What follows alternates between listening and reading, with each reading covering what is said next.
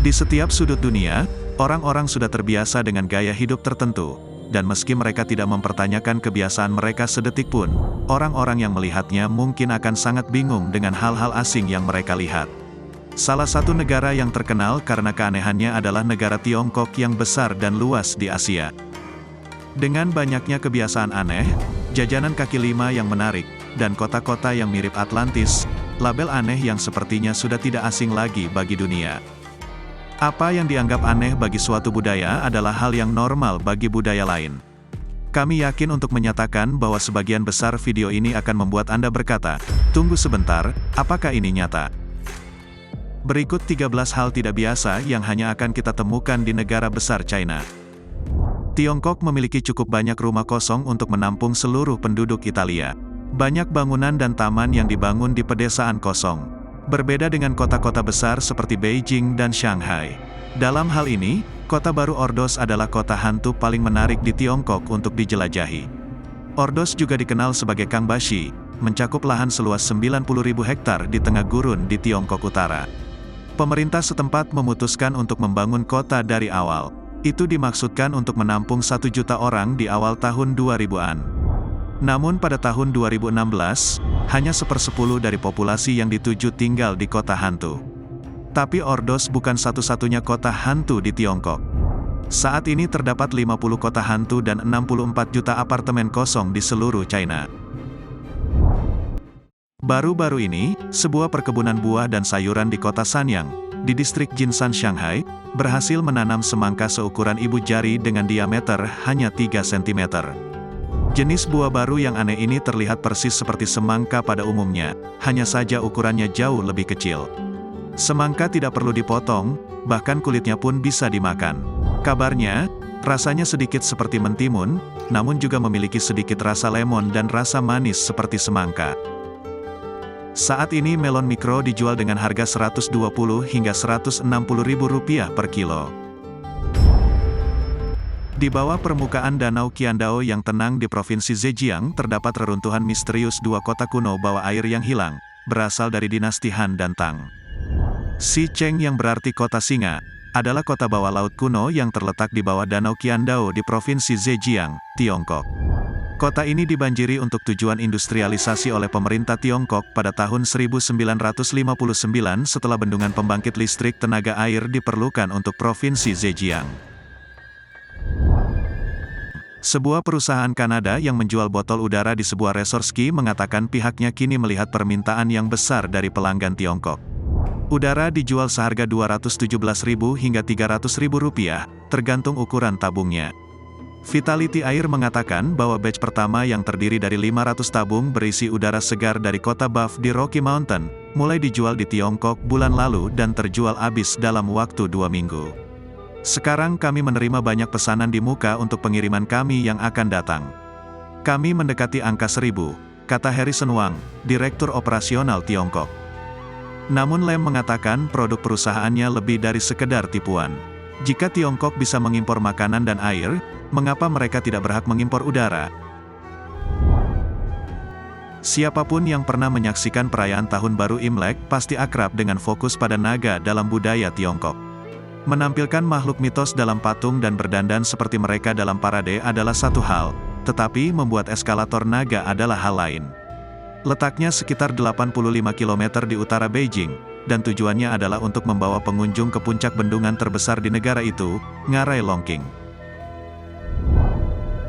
Di sebagian besar negara-negara barat, anjing adalah hewan yang disukai ketika memerangi kejahatan dan mengendus orang-orang jahat dan simpanan tersembunyi mereka. Namun di Tiongkok, berkat indera pendengaran yang tajam dari hewan-hewan tersebut, pihak berwenang sebenarnya mulai menggunakan angsa untuk membantu penyelidikan mereka, bertindak sebagai radar, dan mencegah penyerbu rumah. Seorang kepala polisi Tiongkok bahkan dikutip mengatakan bahwa dalam beberapa hal, angsa lebih berguna daripada anjing dalam menghentikan kejahatan. Berguna atau tidak, ini masih merupakan metode yang tidak konvensional.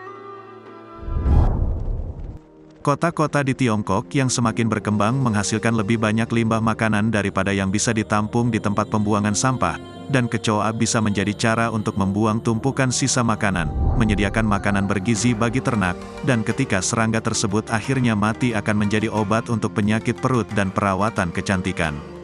Di pinggiran Jinan, ibu kota provinsi Shandong bagian timur, 1 miliar kecoa diberi makan dengan 50 ton sampah dapur setiap hari, setara dengan berat 7 gajah dewasa. Limbah tersebut tiba sebelum fajar di pabrik yang dikelola oleh Shandong Qiaobin Agricultural Technology, di mana limbah tersebut dialirkan melalui pipa ke kecoa di sel mereka. Larangan penggunaan sisa makanan sebagai pakan babi secara nasional akibat wabah demam babi Afrika juga memacu pertumbuhan industri kecoa. Kecoa juga merupakan sumber protein yang baik untuk babi dan hewan ternak lainnya. Ini seperti mengubah sampah menjadi sumber daya. Khasiat kecoa baik untuk menyembuhkan penyakit MAH, luka pada kulit, bahkan kanker lambung. Para peneliti juga sedang mempertimbangkan penggunaan ekstrak kecoa dalam masker kecantikan, pil diet, dan bahkan perawatan rambut rontok. Kuil Gantung, terletak sekitar 60 km tenggara Datong, Tiongkok, di Provinsi Shanxi, adalah salah satu keajaiban dunia yang terlupakan. Berada di tebing Gunung Hengshan, berlawanan dengan gaya gravitasi, bangunan ini terdiri dari 40 ruangan yang dihubungkan oleh lorong-lorong yang memusingkan. Kuil ini konon dibangun oleh seorang biksu bernama Liao Ran pada akhir dinasti Wei Utara, dan dipugar pada tahun 1900. Kuil ini dibangun dengan mengebor lubang di sisi tebing tempat tiang-tiang penyangga kuil dipasang. Menariknya, kuil ini didedikasikan tidak hanya untuk satu agama, tetapi 3 agama, dengan Konfusianisme, Taoisme, dan Buddha yang semuanya dipraktikkan di dalam kuil dan diwakili dalam 78 patung dan ukiran di seluruh kuil. Tai Chi adalah bentuk seni yang fenomenal, dan seringkali menciptakan suasana damai dengan cara yang lebih efektif daripada kebanyakan teknik meditasi yang ada. Jadi jangan kaget ketika Anda pergi ke Tiongkok dan melihat sekelompok orang terlihat melakukannya di taman. Tentu saja ada beberapa negara lain di mana orang-orangnya dianggap gila karena melakukan hal tersebut.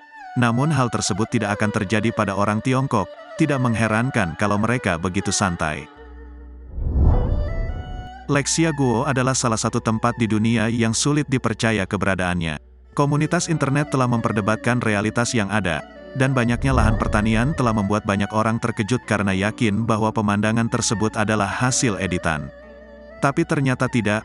Luoxiagu, sebuah desa kecil di Tanah Merah Dongchuan, desa penuh warna dan menakjubkan, dan benar-benar ada di Tiongkok Selatan.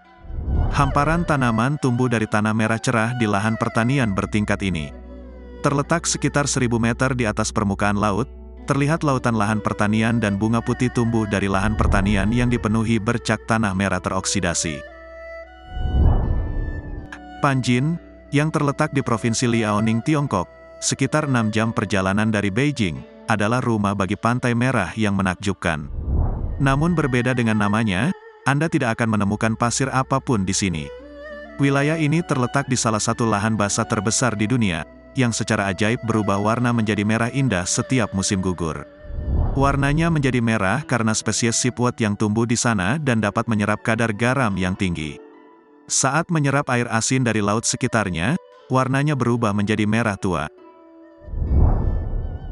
Kita sering menjumpai banyak turis Tiongkok daratan yang berjongkok di jalanan dan di stasiun MTR di Hong Kong. Kita akan takjub dengan bagaimana orang Tiongkok bisa duduk dalam posisi jongkok dalam waktu lama tanpa membuat kaki mereka lelah. Kebanyakan orang bertanya-tanya apakah orang Tiongkok telah menjalani semacam pelatihan ketahanan atau karena sejarah panjang mereka harus menggunakan toilet jongkok di Tiongkok. Di Tiongkok mereka merasa piyama mereka sangat nyaman sehingga banyak penduduk setempat yang bepergian dengan mengenakan piyama. Orang-orang dari segala usia terlihat mengenakan piyama dimanapun mereka mau. Saya telah menyaksikan orang-orang mengendarai sepeda keliling kota, berjalan-jalan santai di lorong-lorong toko kelontong, dan bahkan menikmati hidangan di restoran, semuanya sambil mengenakan piyama. Dalam beberapa kesempatan, saya bahkan menjumpai pria-pria yang berjalan-jalan sore dengan jubah mandi dan sandal. Apakah Anda pernah mengunjungi tempat ini? Apa yang Anda suka dan tidak Anda sukai? Bagikan pengalaman Anda, agar semakin banyak orang mengetahui tentang China. Dan jika Anda ingin melihat lebih banyak konten hebat dari seluruh dunia, silakan subscribe dan aktifkan tombol notifikasi, agar tidak ketinggalan video kami yang terbaru.